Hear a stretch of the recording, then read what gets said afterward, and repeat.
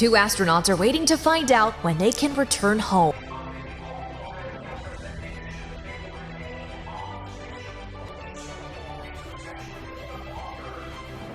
കഴിഞ്ഞ ജൂൺ 5-ാം തീയതിയാണ് സ്റ്റാർലൈനർ എന്ന് പറയുന്ന സ്വകാര്യ ബഹിരാകാശ പേടകം അതിൻ്റെ ആദ്യത്തെ യാത്രയിൽ സുനിത വില്യംസിനെയും ബാരി വിൽമോർ എന്ന് പറയുന്ന മറ്റൊരാളെയും കൂടെ ഇൻ്റർനാഷണൽ സ്പേസ് സ്റ്റേഷനിലേക്ക് കൊണ്ടുപോകുന്നത്.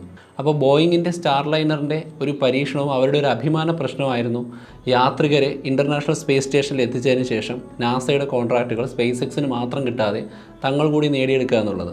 അപ്പോൾ 8 ദിവസം ഇൻ്റർനാഷണൽ സ്പേസ് സ്റ്റേഷനിൽ ചെലവഴിച്ചതിന് ശേഷം അതേ സ്റ്റാർലൈനറിൽ ഭൂമിയിലേക്ക് തിരിച്ചു വരേണ്ട ഒരവസ്ഥയിലാണ് സത്യത്തിൽ അവരവിടെ പെട്ടുപോകുന്നത്. അല്ലാതെ ഒരുപാട് നാൾ അവിടെ ചെലവഴിക്കാനുള്ളൊരു ശാരീരികവും മാനസികവും അതുപോലെ തന്നെ സയൻറ്റിഫിക്കായിട്ടുള്ള ടാസ്കുകളായിട്ടൊന്നും അല്ല അവരവിടെ പോയിരുന്നത്. 2 ബഹിരാകാശ യാത്രികർ ഇൻ്റർനാഷണൽ സ്പേസ് സ്റ്റേഷൻ പോലെയുള്ള പേടകത്തിൽ പെട്ടുപോവുകയും എങ്ങനെ തിരിച്ചു വരുമെന്നറിയാതെ അവിടെ കൺഫ്യൂഷൻ അടിച്ച് നിൽക്കുകയും ചെയ്യുന്നതൊക്കെ തന്നെ ഹോളിവുഡ് സിനിമകളിൽ നമ്മൾ കണ്ടിട്ടുണ്ടെങ്കിലും യഥാർത്ഥത്തിൽ ഇങ്ങനെ ഒന്ന് സംഭവിക്കുമ്പോൾ അത് അനുഭവിക്കുന്ന മനുഷ്യരുടെ മാനസികാവസ്ഥ വളരെ ദയനീയവും ഭീകരവുമാണ്. ബോയിങ് എന്ന് പറയുന്ന സ്റ്റാർലൈനർ പേടകത്തിൻ്റെ ഹീലിയം ലീക്കും അതിനോടൊപ്പം തന്നെ ത്രസ്റ്റർ പ്രോബ്ലവും ഉണ്ടായിരുന്നു എന്നുള്ളത് കൊണ്ടാണ് അവർക്ക് സമയത്ത് തിരിച്ചു വരാൻ കഴിയാതിരുന്നത്. എന്നാൽ അതിനെ പരിഹരിച്ച് തിരിച്ചു വരിക എന്ന് പറയുന്നൊരു മാർഗം മുന്നിൽ കണ്ടുകൊണ്ടാണ് അവർ പ്രൊലോങ്ഡായിട്ട് അവിടെ തന്നെ ചിലവഴിക്കുന്നത്. വരുന്ന ദിവസങ്ങളിൽ ചിലപ്പോൾ നാസയും ബോയിങ് എന്ന് പറയുന്ന കമ്പനിയും കൂടി ആലോചിച്ചുകൊണ്ട് അവരെ എങ്ങനെ തിരിച്ചു കൊണ്ടുവരാം എന്നതിനെപ്പറ്റി ചിന്തിക്കുകയും തീരുമാനമെടുക്കുകയും ചെയ്യും. പക്ഷേ ഒഫീഷ്യലായിട്ടുള്ള ആളുകൾ ഈ ബോയിങ്ങിൻ്റെ പേടകം തിരിച്ചു വരാൻ അനുയോജ്യമല്ല എന്ന് പറഞ്ഞു കഴിഞ്ഞാൽ കാര്യങ്ങൾ കൊണ്ട് മാറും. കാരണം 6 മാസം വരെ അവിടെ ചെലവഴിച്ചതിന് ശേഷം മാത്രമേ മറ്റൊരു മാർഗത്തിൽ അവർക്ക് ഭൂമിയിലേക്ക് തിരിച്ചു വരാൻ കഴിയൂ. അപ്പോൾ 6 മാസത്തോളം പ്ലാനിംഗ് ഒന്നും ഇല്ലാതെ ഇൻ്റർനാഷണൽ സ്പേസ് സ്റ്റേഷനിൽ നിൽക്കുക എന്ന് പറയുന്നത് അത്രത്തോളം എളുപ്പമുള്ള കാര്യമല്ല. കാരണം മാനസികമായിട്ടുള്ളൊരു പ്രിപ്പറേഷനോട് കൂടിയൊന്നുമല്ല അവരവിടെ വന്നത്. കൂടാതെ ചെയ്യാനുള്ള ജോലിയൊന്നും അവരിലില്ല. 8 ദിവസത്തോളം ചിലവഴിക്കാനുള്ള ടാസ്കുമായിട്ട് വരുന്നവരോട് 6 മാസം നിൽക്കുക എന്ന് പറയുമ്പോൾ സത്യത്തിൽ സമയം പോവുക എന്ന് പറയുന്ന അത്ര എളുപ്പമുള്ള കാര്യമല്ല. ഭൂമിയിലേക്കുള്ള തിരിച്ചുവരവ് കാത്ത് അനിശ്ചിതത്വത്തിലാണ് അവർ നിൽക്കുന്നത്. നല്ല സമയം വരാൻ വേണ്ടി ഇത്തരം സാഹചര്യങ്ങളിൽ വെയിറ്റ് ചെയ്യുക എന്ന് പറയുന്നതാണ് ഏറ്റവും നല്ല മാർഗമെങ്കിലും പ്രശ്നത്തിലുള്ള അതേ സ്റ്റാർലൈനറിൽ തന്നെ തിരിച്ചു വന്നാൽ അവരുടെ ജീവൻ പോലും അപകടത്തിലാകും എന്നൊരു പ്രശ്നമുണ്ട്. പകരം സ്പേസ് എക്സിൻ്റെ ഡ്രാഗൺ ക്യാപ്സ്യൂൾ പുതിയതൊന്നും ഉണ്ടാക്കുകയോ നിലവിൽ ഉപയോഗിക്കാൻ പോകുന്നതിനെ പരിഷ്കരിച്ചെടുത്തിട്ട് ഇവരെ കൊണ്ടുവരാനായിട്ട് ഇൻ്റർനാഷണൽ സ്പേസ് സ്റ്റേഷനിലേക്ക് അയക്കുകയോ ചെയ്യാമെന്ന് വിചാരിച്ചാൽ പോലും അതിനും സമയമെടുക്കും. സത്യത്തിൽ അപ്പോഴുണ്ടാകുന്ന ഭയങ്കരമായിട്ടുള്ള ഫ്രസ്ട്രേഷനും വെയിറ്റിങ്ങും ഒക്കെ അതിശക്തമായിട്ടുള്ള സ്ട്രെസ്സും ആങ്സൈറ്റിയും ഒക്കെ ഉണ്ടാക്കാൻ തരത്തിലുള്ളതും വലിയ ട്രോമകൾ സൃഷ്ടിക്കുന്നതുമാണ്. 6 മാസം നിൽക്കാൻ കഴിയുന്ന ശാരീരിക മാനസികാവസ്ഥകളില്ലാത്ത ആളുകളാണ് അവരെങ്കിൽ കാര്യങ്ങൾ അതിനുശേഷവും കൂടുതൽ പരിതാപകരമാകും. ഇപ്പം ഞാൻ കേട്ടിട്ടുള്ളൊരു കാര്യം എന്ന് പറയുന്നത് വെയിറ്റ് ചെയ്യുക എന്ന് പറയുന്നതാണ് ഏറ്റവും മാനസികമായിട്ടുള്ള പീഡനം എന്നുള്ളതാണ്. അത് വ്യക്തികളെയോ സംഭവങ്ങളെയോ കാത്തിരിക്കുന്നതാകാം. അവിടെ നമ്മുടെ സമയം എന്ന് പറയുന്ന ഒരു ബോധത്തിന് വല്ലാത്തൊരു വ്യത്യാസമുണ്ടാകും നമ്മുടെ ശരീരത്തിൽ. ഭൗതികശാസ്ത്രത്തിൽ അല്ലെങ്കിൽ ഫിസിക്സിൽ നമ്മുടെ ലോകത്തിൽ 1 സെക്കൻഡ് 1 മിനിറ്റ് എന്നൊക്കെ നമ്മൾ പറയുമെങ്കിലും നമ്മുടെ ശരീരത്തിലെ ഉപാപചയ പ്രവർത്തനങ്ങൾ അല്ലെങ്കിൽ മെറ്റബോളിക് ആക്ടിവിറ്റികളുടെ അടിസ്ഥാനത്തിലും നമ്മുടെ മൂഡ് സ്വിങ്സിൻ്റെയും ഹോർമോണുകളുടെ അടിസ്ഥാനത്തിലുമൊക്കെ സമയത്തിന് വേരിയേഷൻ ഉണ്ടാകുന്നതായിട്ട് നമുക്ക് ഫീൽ ചെയ്യും.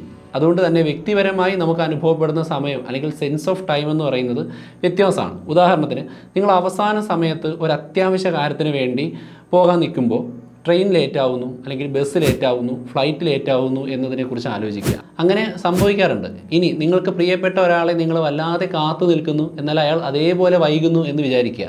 അപ്പോൾ നമുക്കെല്ലാവർക്കും ചിലപ്പോൾ ചില ആളുകൾക്ക് തോന്നില്ലായിരിക്കും, എന്നാലും ഒരുപാട് ആളുകൾക്കും മഞ്ഞുരുകുന്ന അതേ സ്ലോയിൽ അല്ലെങ്കിൽ ഒരു ഉച്ചിഴയുന്നത് പോലെയാണ് സമയം പോകുന്നതായിട്ട് തോന്നുക.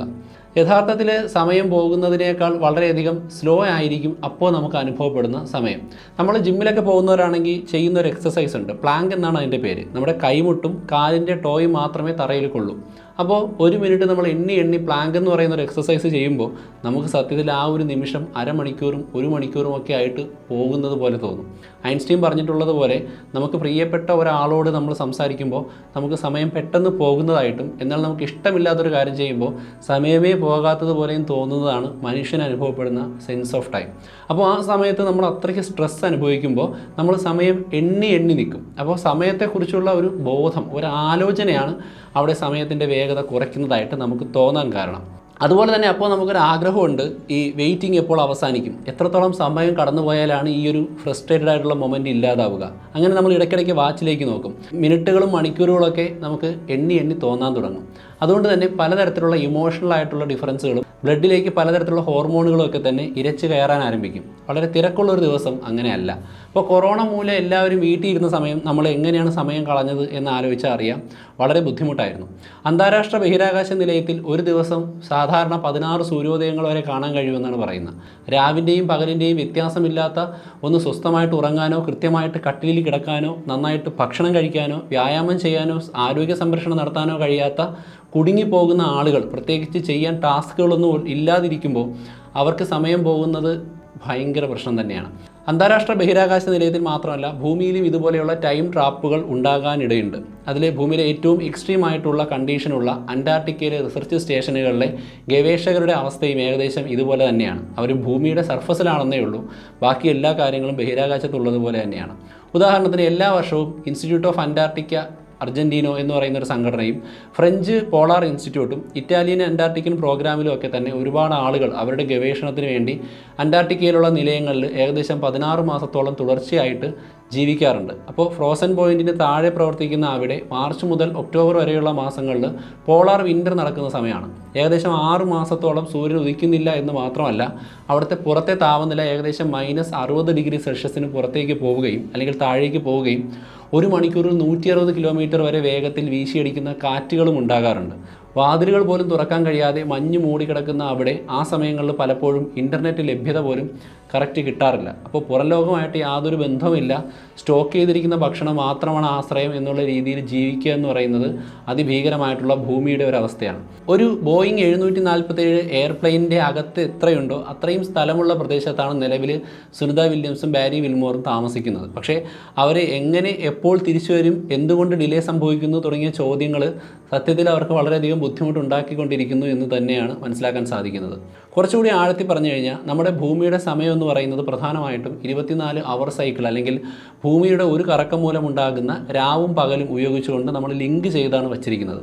ലക്ഷക്കണക്കിന് വർഷങ്ങളായിട്ടുള്ള നമ്മുടെ പരിണാമ പ്രക്രിയയുടെ ഫലമായിട്ട് ശരീരത്തിൻ്റെ ഉള്ളിൽ സിർക്കാഡിയം രഥം എന്ന് പറയുന്ന ഒരു ബയോളജിക്കൽ ക്ലോക്ക്, ഒരു അലാറം വർക്ക് ചെയ്യുന്നുണ്ട്. ഇത് നമ്മുടെ കണ്ണിൻ്റെയും മറ്റുമുള്ള പ്രകാശത്തിൻ്റെ സെൻസേഷൻ്റെ അടിസ്ഥാനത്തിൽ പുറമേ രാത്രിയാണോ പകലാണോ എന്ന് തിരിച്ചറിയാൻ സഹായിക്കും. അപ്പോൾ സൂര്യനുണ്ടോ ഇല്ലയോ എന്ന് അറിഞ്ഞുകൊണ്ടാണ് നമ്മുടെ ശരീരത്തിൻ്റെ ഓരോ പ്രവർത്തനങ്ങളും ക്രോഡീകരിക്കുന്നത്. അതാണ് രാത്രി ഒരു കൃത്യസമയത്ത് നമുക്ക് ഉറക്കം വരുന്നതും രാവിലെ നമ്മൾ താനെ എഴുന്നേൽക്കുന്നതും അതുപോലെ തന്നെ നമ്മുടെ മൂഡിനെയൊക്കെ തന്നെ അത് നിയന്ത്രിക്കുന്നതും നമുക്ക് കൃത്യസമയത്ത് ഭക്ഷണം കഴിക്കാൻ തോന്നുന്നതും ഒക്കെ തന്നെ. അപ്പോൾ സൂര്യോദയത്തിൻ്റെയും സൂര്യാസ്തമയത്തിൻ്റെയും അടിസ്ഥാനത്തിൽ എപ്പോൾ ഉറക്കം എണീക്കണം, എപ്പോൾ ഭക്ഷണം കഴിക്കണം, എപ്പോൾ ജോലി ചെയ്യണം, ഉറങ്ങാൻ കിടക്കണം തുടങ്ങിയ കാര്യങ്ങൾ നമ്മൾ ഡെയിലി ടാസ്ക് പോലെ, വീക്കിലി ടാസ്ക് പോലെ, മന്ത്ലി ടാസ്ക് പോലെ ചെയ്ത് നമ്മൾ സെറ്റ് ചെയ്ത് വെച്ചിട്ടുണ്ട്. എന്നാൽ ബഹിരാകാശത്തെ സാഹചര്യങ്ങളും അന്റാർട്ടിക്ക പോലെയുള്ള പ്രദേശത്തെ സാഹചര്യങ്ങളും ഒക്കെ തന്നെ സൂര്യനെ അടിസ്ഥാനമാക്കിക്കൊണ്ടുള്ളതല്ല. എൻ്റെ ഒരു പേഴ്സണൽ ഉദാഹരണം പറയുകയാണെങ്കിൽ തിരുവനന്തപുരത്തെ ലുലു മാളിൽ ഒരു ദിവസം മുഴുവൻ ചിലവഴിക്കാൻ പോവുകയാണെങ്കിൽ പുറത്തെ സൂര്യപ്രകാശം ഒട്ടും കാണാൻ കഴിയാത്ത സാഹചര്യങ്ങൾ അവിടെയുണ്ട്. അപ്പോൾ അന്ന് എനിക്ക് 1-2 ദിവസമൊക്കെ ആണെങ്കിൽ രാത്രി 11-12 മണി കഴിഞ്ഞാലും രാത്രി ആയതായിട്ട് തോന്നില്ല. നട്ടുച്ചയ്ക്ക് ഭയങ്കര വെയിലാണെന്ന് തോന്നാറില്ല. അപ്പോൾ സെൻസ് ഓഫ് ടൈം അവിടെ നഷ്ടപ്പെടുന്നതായിട്ട് പറയാൻ കഴിയും. പക്ഷേ ഡെയിലി നമ്മൾ അതിനകത്ത് നിൽക്കുകയാണെങ്കിൽ ഈ സെൻസ് ഓഫ് ടൈം ഇല്ലാത്തത് നമ്മുടെ ഭക്ഷണശീലത്തെയും ഉറക്കത്തെയും ആരോഗ്യത്തെയും എനർജിയൊക്കെ തന്നെ ബാധിക്കുന്നതായിട്ട് കാണാൻ കഴിയും. നമുക്ക് സമയം ട്രാക്ക് ചെയ്യാൻ കഴിയുന്നില്ല എന്നുള്ളൊരു പ്രശ്നം കൊണ്ടാണ് ഇങ്ങനെ സംഭവിക്കുന്നത്. ചൊവ്വ യാത്രയിൽ മനുഷ്യൻ നേരിടാൻ പോകുന്ന ഏറ്റവും വലിയ വെല്ലുവിളികളും പ്രശ്നങ്ങളും ഒക്കെ തന്നെ അതിലേക്ക് പോകുന്ന മനുഷ്യർ എങ്ങനെ സമയം ചെലവഴിക്കുമെന്നുള്ളതാണ്. 6 മുതൽ 9 മാസം വരെ നീണ്ടു നിൽക്കുന്ന വൺ സൈഡ് ട്രിപ്പിൽ സമയത്തെ അതിജീവിക്കുക, ബോറടി മാറ്റുക എന്നുള്ളതും പരിമിതമായ സ്ഥലത്ത് വളരെ കുറച്ച് ആളുകളോട് മാത്രം ഇടപെട്ട് ജീവിക്കുന്നതും ഇൻ്റർനെറ്റ് ലഭ്യത കുറവായതും വല്ലപ്പോഴും മാത്രം ഭൂമിയുമായിട്ട് കോൺടാക്ട് ചെയ്യാൻ കഴിയുന്ന രീതിയിലുള്ള ലാഗും ഒക്കെ തന്നെ എങ്ങനെ അവരുടെ മാനസികാഘാതം മാറ്റും. പ്രധാനപ്പെട്ട പ്രശ്നം ആദ്യമായിട്ട് പോകുന്നവരൊക്കെ തന്നെ മരണം മുന്നിൽ കണ്ടുകൊണ്ടായിരിക്കും പോകുന്നത്. ചൊവ്വയിൽ എത്തുമോ എന്ന് യാതൊരു ഉറപ്പുമില്ല, എന്തെങ്കിലും പ്രശ്നമുണ്ടായാൽ അറിയാൻ മാർഗ്ഗമില്ല, ഇനി അത് അറിഞ്ഞാൽ തന്നെ ഒന്നും ചെയ്യാൻ കഴിയുന്നില്ല. അപ്പോൾ ആ ഒരു വിഭ്രാന്തി എന്ന് പറയുന്നത് അത്തരം മനുഷ്യരിൽ രൂപപ്പെടും. ഇനി അവിടെ എത്തിക്കഴിഞ്ഞാലും അത് തന്നെയാണ് പ്രശ്നം. തിരിച്ചു വന്നാൽ ഈ എല്ലാ സ്ട്രെസ്സും തിരിച്ചു വരുമ്പോൾ എടുക്കുന്ന 6 മാസത്തോളം മുതൽ 9 മാസത്തോളം വരുന്ന ഒറ്റപ്പെടലുകളും മറ്റ് ബുദ്ധിമുട്ടുകളും ഒക്കെ തന്നെ ഹോണ്ട് ചെയ്യും എന്നുള്ള കാര്യത്തിൽ യാതൊരു സംശയമില്ല. 24 അവർ സൈക്കിൾ നിലനിർത്തുന്നതിന് വേണ്ടി നാസ ഇൻ്റർനാഷണൽ സ്പേസ് സ്റ്റേഷനിലെ ആസ്ട്രോനോട്ടുകൾക്ക് വേണ്ടി പല കാര്യങ്ങളും ചെയ്തു കൊടുക്കാറുണ്ട്. നാസ മാത്രമല്ല റോസ്കോസ്മോസ് റഷ്യയും ചെയ്യാറുണ്ട്.